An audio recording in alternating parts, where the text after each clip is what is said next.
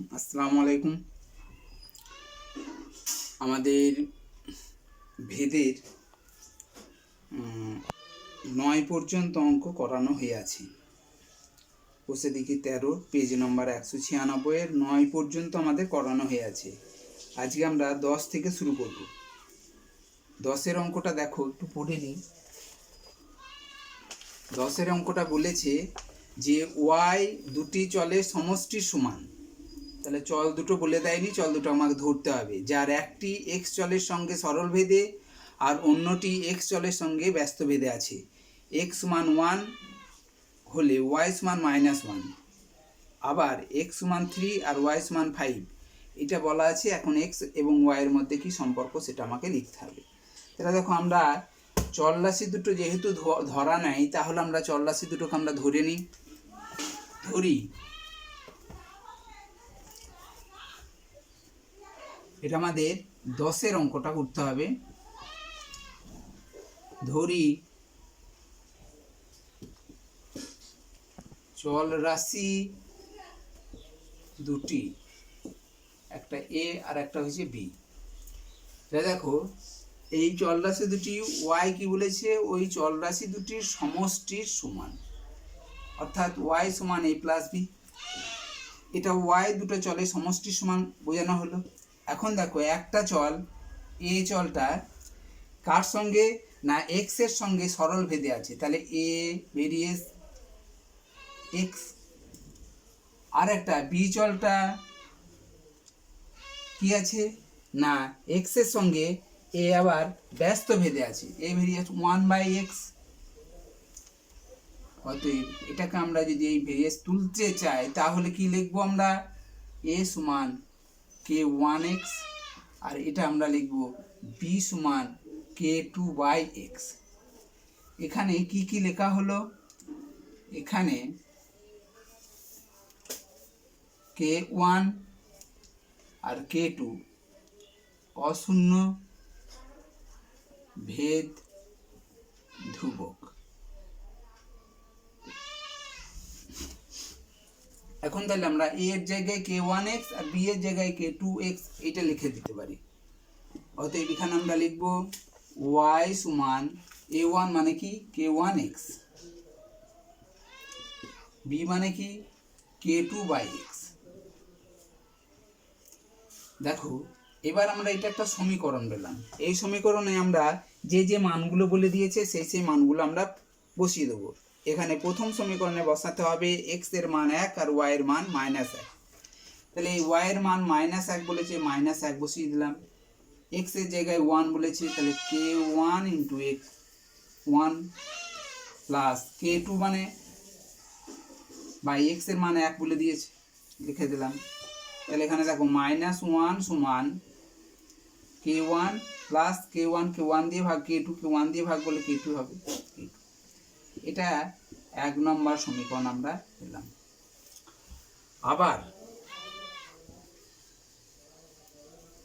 আবার দেখো, আবার এই সমীকরণটার উপরই মানটা বসিয়ে আবার 2 নম্বর সমীকরণটা পাবো। আবার তাহলে আমরা y সমান k1x প্লাস k2/x।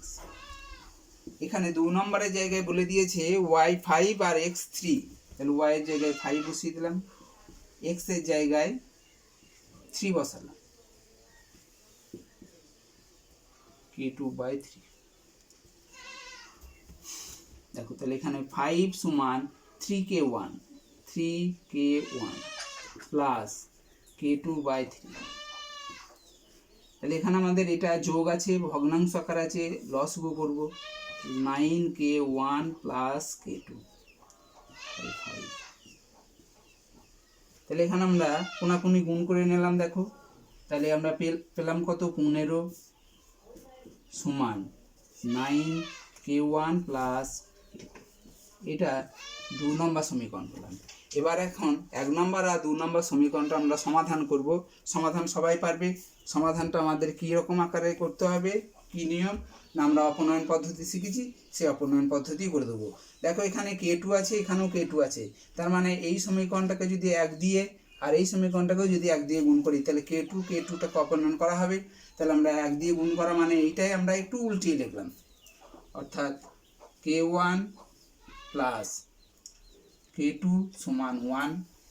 2 নম্বর সমীকরণটা আমরা গুণ করলাম এটাকেও 1 দিয়ে, 9k1 প্লাস k2 সমান 15। এটাকে আমরা কি আছে দেখো একই চিহ্ন আছে, তার আমাকে বিয়োগ করতে হবে। তাহলে এটা আমরা কেটে গেল, এখানে 9 আর এখানে 1 আছে, তাহলে 9 বেশি আছে, তাহলে 9টা চিহ্ন বেশি, চিহ্নটার মাইনাসই বসে যাবে। 9 থেকে 1 বিয়োগ করলে 8k1 সমান, এটা তো কেটে গেল, এইটা 1 আর এখানে 15 আছে, তাহলে এখানে কত হলো, এখানে -1 আছে, এটা -1, তাহলে 15 একে -16 হয়ে গেল, দুটোই মাইনাস আছে বলে যোগ হয়ে গেল। তা k1 সমান কত হবে না 16/-8, 8 একে 8 আর 2 16, মাইনাস মাইনাস কেটে প্লাস হয়ে গেল, তাহলে k1 সমান দেখো 2, k1 সমান 2 হলো। এবার আমরা 1 নম্বর সমীকরণে, 1 নং সমীকরণে k1 এর মান বসিয়ে পাই। দেখো 1 নম্বর সমীকরণ বলতে কোনটা, এইটাকে 1 নম্বর সমীকরণ বলা হচ্ছে, তার মান হচ্ছে k1 প্লাস k2 সমান -1। আমরা দেখো k1 পেয়েছি, -2 পেয়েছি, k1টা k2টা বার করব -1, তাহলে k2 সমান দেখো -1 আছে আর 2 তো ওই দিকে নিয়ে গেলে পক্ষান্তর করলাম, তাহলে k2 সমান হচ্ছে -3। তাহলে k1 k2 আমরা মান পেয়ে গেলাম। এবার আমাকে বলেছে x এবং y এর মধ্যে কি সম্পর্ক, x আর y এর মধ্যে সম্পর্ক করতে গেলে আমাকে এই সমীকরণটাতে, এই যে সমীকরণটা করা হয়েছে এই সমীকরণটাতে মানটা বসাতে হবে। অর্থাৎ এখন y সমান k1 প্লাস k2/x। এবার এখানে দেখে দেখে আমাকে k1 পেয়েছি ধ্রুবক, k2 ধ্রুবকের মানগুলো পেয়েছি, সেই মানগুলো আমরা বসাবো। তাহলে y সমান k1 মানে কত, k1 মানে হচ্ছে 2 আর k2 মানে হচ্ছে কত -3, তাহলে -3/x। এখানে কি আছে k1 x আছে, k1x, তাহলে এখানে k1টার মান হচ্ছে 2 আর এই x এর জন্য x, তাহলে 2x প্লাসে মাইনাসে -3/x। এটা হচ্ছে এদের মধ্যে সম্পর্ক, y এবং x এর মধ্যে সম্পর্ক, এটাই উত্তর হবে।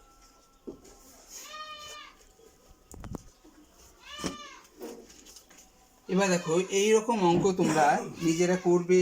12 অঙ্কটা আছে এবং কোষে দেখি প্রয়োগের 26-এর অঙ্কটা আছে, প্রয়োগ 26 আর 12 অঙ্কটা একই রকমের টাইপের অঙ্ক, তোমরা নিজেরা চেষ্টা করবে। এরপর আমরা পরের অংশটায় চলে যাচ্ছি।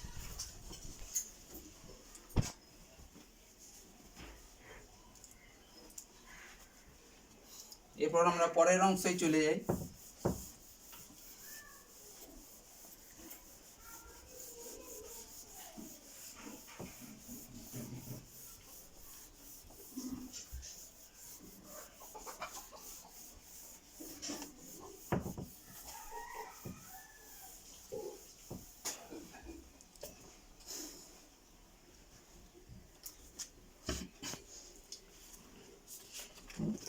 দেখো তোমাদের আমি এই 11 অঙ্কর অনুরূপ অঙ্ক দেখাচ্ছি, 11 অনুরূপ দেখাচ্ছি, তোমরা 11টা নিজে করে দেখাবে। দেখো সেখানে আছে x ভেরিয়েস y, y ভেরিয়েস z হলে দেখাও যে x square plus y square plus z square varies xy plus yz plus zx। এইটা তোমাকে প্রমাণ করতে বলেছে, এইটা দিয়ে আছে, তোমাকে এটা প্রমাণ করতে হবে। তাহলে এটা দেওয়া থেকে ওটা প্রমাণ করতে গেলে এইটার মানটা আমাকে আগে বার করতে হবে। তাহলে আমরা এটাকে দেখো x ভেরিয়েস y আছে, তার মানে আমরা একটা ভেরিয়েস তুলতে গেলে কি করতে হবে, ধ্রুবক ধরতে হবে। তাহলে x সমান k1 y আর এটা y সমান k2 z।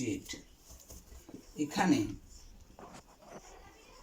k1 আর k2 অশূন্য ভেদ ধ্রুবক, এটা ধরে নেওয়া হয়েছে। দেখ x সমান এইটা, y সমান এইটা। এখন আমরা x এর জায়গায় এবং y এর জায়গায়, দেখো এখানে y আছে, এখানে y আছে, y এর মানটা, তাহলে x এর মানটা কিন্তু এইটা হলো, কিন্তু ওই y এর মানটা থাকার জন্য এখানে y মানটা বসিয়ে দিলে x এর মানটা আবার চেঞ্জ হয়ে যাবে, অর্থাৎ k1 এই y এর জায়গায় আমরা এইটা বসিয়ে দিচ্ছি k2 z। দেখো y এর জায়গায় y এর মানটা বসিয়ে দিলাম k2 z, এরকম। তাহলে এখন x এর মানটা এইটা হলো না, x এর মান এইটা আর y এর মান এইটা। এখন প্রমাণ করতে বলেছে এইটা দিয়ে তোমাকে এটা প্রমাণ করতে হবে। অর্থাৎ এটাকে আমরা এখন লিখতে পারি, এখন আমাদের x square plus y square plus z square by xy plus yz plus zx, এইটাকে যদি আমরা ধ্রুবক প্রমাণ করতে পারি তাহলে আমাদের প্রমাণ করা হবে, এইটা প্রমাণিত হবে। তাহলে আমাদের এখানে ধ্রুবক কিভাবে প্রমাণ করব না, আমাকে দেখে x আর y এর মানগুলো বসিয়ে দেওয়া। তাহলে আমাদের দেখে দেখে x এর মান আর y এর মান বসিয়ে দিই। x মানে কি, x মানে হচ্ছে এটা নয় এইটা, তাহলে x মানে হচ্ছে k1 k2 আর kz, তাহলে k1 k2 আর z, তার স্কোয়ার আছে স্কোয়ার লিখলাম। y কি আছে k2 z তার স্কোয়ার, আর z এর মান তো এখানে দেওয়া নাই, তাহলে z স্কোয়ারই বসে যাবে। নিচে দেখো x y এর মান যেখানে যেখানে দেওয়া আছে সেটা মান বসাবো। x এর মান হচ্ছে k1 k2 z গুণ y এর মানটা হচ্ছে k2 z প্লাস y এর মান হচ্ছে k2 z ইন্টু z এর মান দেওয়া নাই, z লিখে দিলাম, প্লাস z মান জানি না, z লিখে দিলাম। x এর মান আমরা জানি k1 k2 আর z।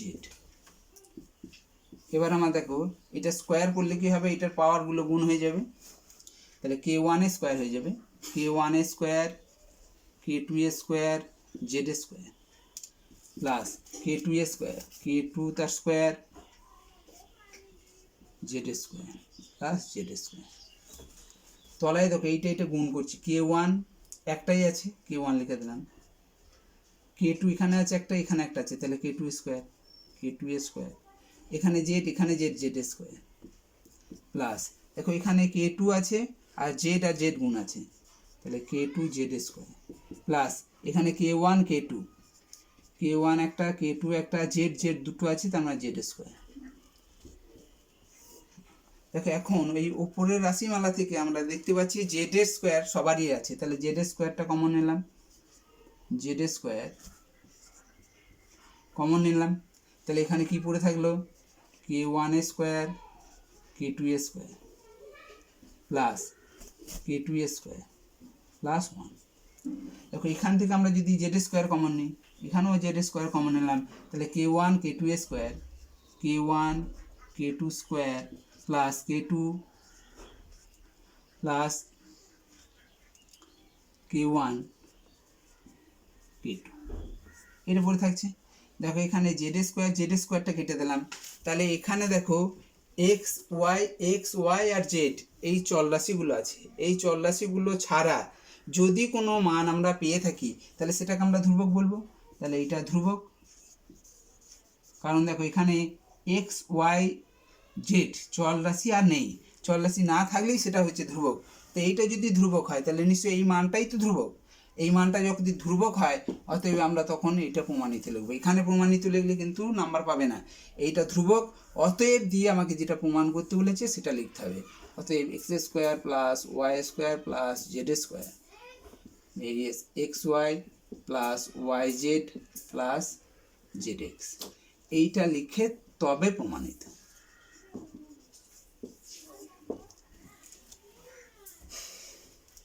দেখো এইরকম অঙ্ক আমাদের তোমরা নিজেরা করবে। প্রয়োগ 23 আর করবে কোষে দেখির 11 অঙ্কটা, কোষে দেখি 13 11 অঙ্কটা তোমরা এই দুটো অঙ্ক নিজেরা চেষ্টা করবে। এরপর আমরা পরের অংশটায় চলে যাচ্ছি।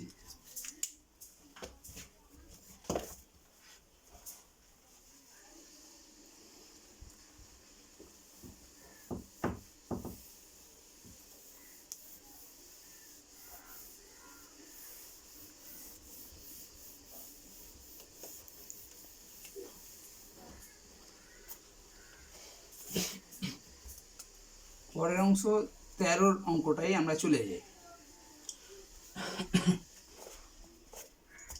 দেখো এখানে বলেছে চোঙের আয়তন ভূমির ব্যাসার্ধের দৈর্ঘ্যের বর্গের সঙ্গে আর উচ্চতার সঙ্গে যৌগিক ভেদে আছে।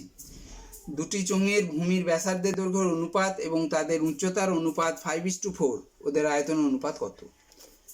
এবং সহজ আছে, যে চোঙের আয়তন এবং ব্যাসার্ধ দেওয়া নাই, তাহলে আমাকে ধরে নিতে হবে, ধরি চোঙের ব্যাসার্ধটা আর একক, চোঙের আয়তনটা ভি ঘন একক। এবার দেখো বলে দিয়েছে যে চোঙের আয়তনটা তাদের ব্যাসার্ধের বর্গের সঙ্গে এবং উচ্চতার সঙ্গে যৌগিক ভেদে আছে। এটা একসঙ্গে বলে দিয়েছে, বুঝতে একটু অসুবিধা হবে। যে আমাদের দেখো ব্যাসার্ধ যদি বেড়ে যায় তাহলে আয়তনে বেড়ে যাবে, তাহলে ব্যাসার্ধের সঙ্গে আয়তনের একটা সম্পর্ক হচ্ছে সরল, তাহলে এখানে ভি ভেরিয়েশন আর স্কোয়ার। আরেকবার দেখো আয়তনটা আবারও বাড়বে, কি না তাদের উচ্চতার সঙ্গে, উচ্চতাও যদি বেড়ে যায় কোনো চোঙের তাহলে দেখবে তার আয়তনটাও বেড়ে যাবে, তাহলে ভি ভেরিয়েস এইচ। এখন এইটাকে যদি আমরা যৌগিক ভেদে লিখি, এই লাইনটা কিন্তু একটু ভেঙে দিলাম, যৌগিক ভেদ থেকে পাই, যৌগিক ভেদের উপপাদ্য থেকে পাই।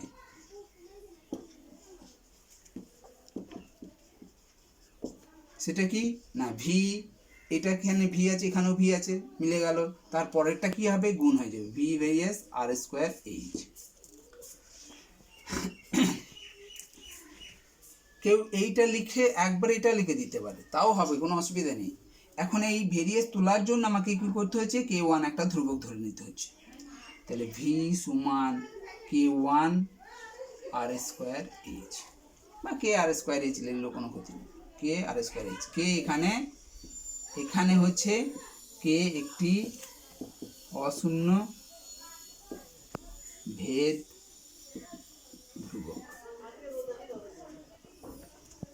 দেখো এবার দেখো বলছি ভূমির ব্যাসার্ধে দৈর্ঘ্যের অনুপাত দুটি চোঙের, তাহলে দুটো চোঙের মধ্যে তাদের একটা ব্যাসার্ধের অনুপাত দিয়ে আছে একটা 2:3। তাহলে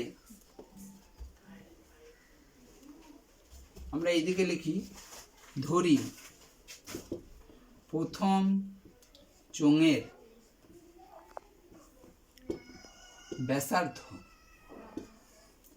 ব্যাসার্ধটা কি না দেখো 2:3 আছে, তার মানে হচ্ছে 2x ধরলাম, আর দ্বিতীয় চোঙের ব্যাসার্ধটা হবে তাহলে 3x, তাহলে x নট ইকুয়াল টু 0, লিখে দেওয়া খুব ভালো।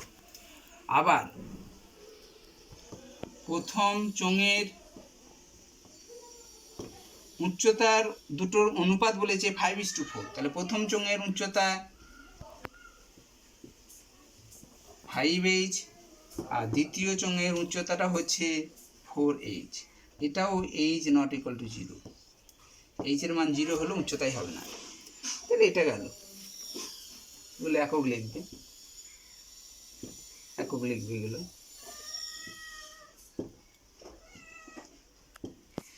এখন আমরা এই প্রথমটার দেখো এটা আয়তনের সূত্র ভি, এইটা, তাহলে প্রথমটার আয়তন কত না প্রথমটির আয়তনের সঙ্গে দ্বিতীয়টির আয়তনের অনুপাত কত, অর্থাৎ প্রথম চোঙের আয়তন একবারে লিখে দিলাম, প্রথম চোঙের আয়তন অনুপাত দ্বিতীয় চোঙের আয়তন, মানে একবারে করে দিলাম, ভেঙে করলেও হতো, প্রথম চোঙের আয়তন এত, দ্বিতীয় চোঙের আয়তন এত, দিয়ে চোঙ দুটির আয়তন অনুপাত কত, তাও বললেও হবে। তা প্রথম চোঙের আয়তন অনুপাত দ্বিতীয় চোঙের আয়তন তোমাকে চেয়েছে, তাহলে একবারে লিখে দিলাম। তা প্রথম চোঙের আয়তন মানে কি, এটা কে ইন্টু আর স্কোয়ার এইচ অনুপাত, এখানেও আয়তনটা হবে কে ইন্টু আর স্কোয়ার এইচ। তো এখানে দেখে আমাকে বসানো, এই জায়গাটা দেবার দেখে এই জায়গা থেকে চলে এসো, কে লিখে দিলাম কে, আর বলতে দেখো এটা হচ্ছে প্রথমটা, তার মানে প্রথমটা জায়গায় ব্যাসার্ধ মানেই হচ্ছে আর, তাহলে 2x তার স্কোয়ার, এইচ কত না প্রথমটার এইচ হচ্ছে 5h অনুপাত দ্বিতীয়টা কে আছে বসিয়ে দিলাম। তারপর আর বলতে দ্বিতীয়টার আর বলতে হচ্ছে ব্যাসার্ধটা হচ্ছে আর অর্থাৎ 3x, তার স্কয়ার। এইচ বলতে এখানে প্রথমটার আয়তনটা হচ্ছে 4h। তাহলে কে ইন্টু 4x² ইন্টু 5h, তাহলে কি হলো ঘন একক, আয়তনের একক হচ্ছে ঘন একক, অনুপাত কে ইন্টু 9x² ইন্টু 4h, এটাও দেখো ঘন একক। এখন ঘন একক কেটে দিচ্ছি কারণ অনুপাতের কোনো একক থাকে না। তাহলে এখানে দেখো আরও এইচ কাটছি, এখানে এইচ কাটলাম, x², এখানে x² কেটে দিলাম, কে আছে মিল, কে কেটে দিলাম। আর কি কাটবো না, আর দেখছি কাটবে কি, এখানে 4 আছে, 4টা কেটে দিলাম, এখানে 4 আছে, 4 কেটে দিলাম। তাহলে থাকলো কি এখানে 5, এখানে থাকলো কি 9। অতএব চোঙ দুটির আয়তনের অনুপাত হবে এটা। এরপর আমরা তোমাদের 14 অঙ্ক আমরা আগের দিনেই আমরা বলে দিয়েছিলাম যে একেবারে অনুরূপ অঙ্ক, 8-এর দাগের অঙ্কের মতো অনুরূপ অঙ্ক তোমরা নিজেরা চেষ্টা করবে বলেও দিয়েছি ওটা। এরপর আমরা আসি 15 দাগের যে অঙ্কটা আছে ওটাতে।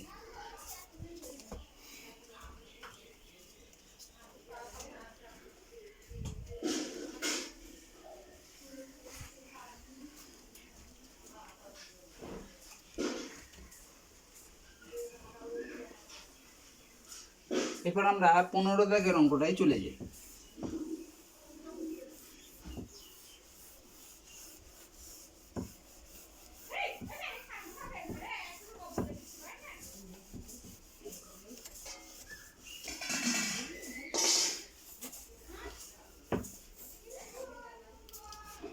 দেখো 15 দাগের অঙ্কটাই বলেছে যে গোলকের আয়তন তার ব্যাসার্ধের দৈর্ঘ্যের ত্রিঘাতের সঙ্গে, ত্রিঘাত মানে ঘাত কিউব 3 সরল ভেদে পরিবর্তিত হয় এবং গোলকের পৃষ্ঠতলের ক্ষেত্রফলটা তার ব্যাসার্ধের বর্গের সঙ্গে সরল ভেদে পরিবর্তিত হয়।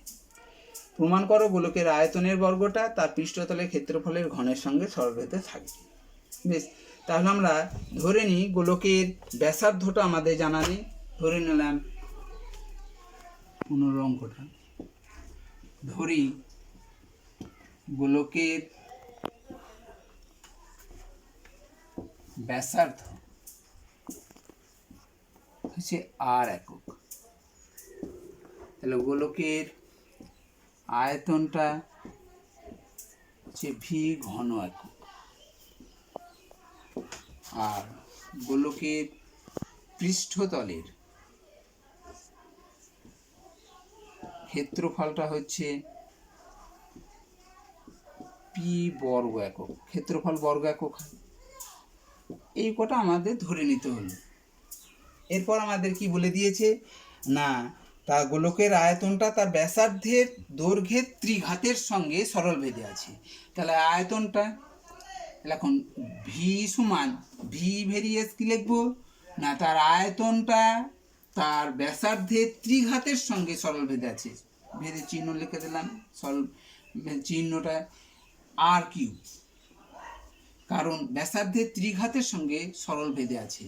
আর পৃষ্ঠতলটা কি আছে, পৃষ্ঠতলটাও বলেছে তার ব্যাসার্ধের বর্গের সঙ্গে সরল ভেদে আছে, তাহলে পি ভেরিয়েস r² হবে। তাহলে ভি সমান, অতএব ভি সমান আমরা কি লিখলাম k1 r³ k1 r³, আর এখানে পি সমান লিখলাম k2 r²। এখানে k1 আর k2 হচ্ছে অশূন্য ভেদ ধ্রুবক। এটা আমাদের বিষয়টা। এবার আমাকে কি বলছে না, প্রমাণ করতে বলেছে, প্রমাণ করো,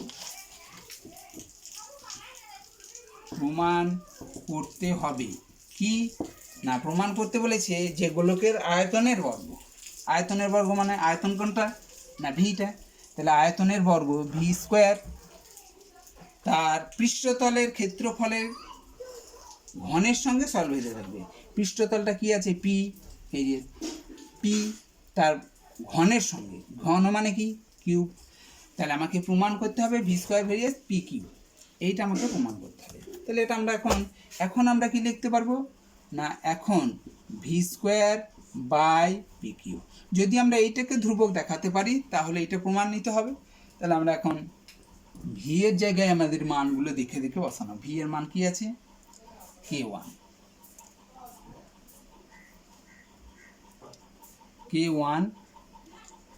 আর কিউবের স্কোয়ার, ভি এর জায়গায় এইটা বসালাম, তার স্কোয়ার আছে বলে স্কোয়ার লিখে দিলাম। পি এর মান কি আছে এইটা, তাহলে k2 আর স্কোয়ার দিয়ে আছে, তার কিউব আছে, কিউব লিখে দিলাম।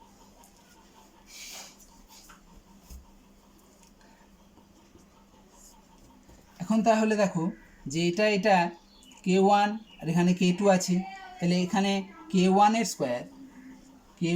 স্কোয়ার ইন্টু আর 3 আছে, 3 2 6 হয়ে যাবে 6। এখানে দেখো k2 তার কিউব হয়ে যাবে ইন্টু আর টু দি পাওয়ার 6, 3 2 6 হয়ে যাবে আর টু দি পাওয়ার 6। এখানে আয়তনটা হচ্ছে ঘন একক আর এটা হবে বর্গ একক। এখন দেখো এটা যদি ঘন একক, এইটা কি আছে, এটা হচ্ছে ঘন এককের স্কোয়ার, মানে হচ্ছে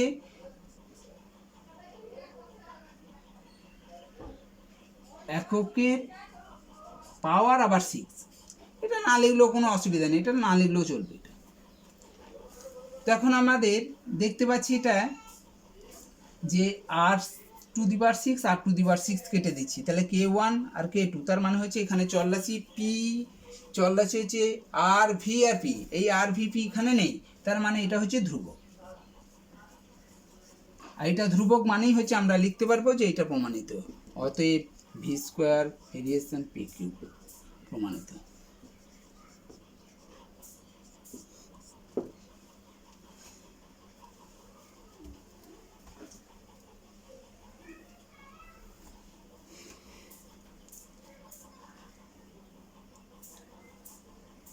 বেশ, তাহলে তোমরা এটা ভালো করে দেখে নেবে।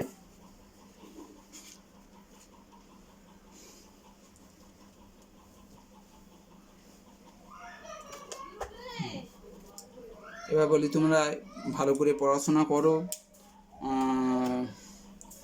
পরীক্ষার জন্য আরও বেশি বেশি করে প্রস্তুতি নাও। আবারও সামনে পরীক্ষা হবে, সেই পরীক্ষাগুলোর জন্য প্রস্তুতি এখন থেকেই শুরু করবে।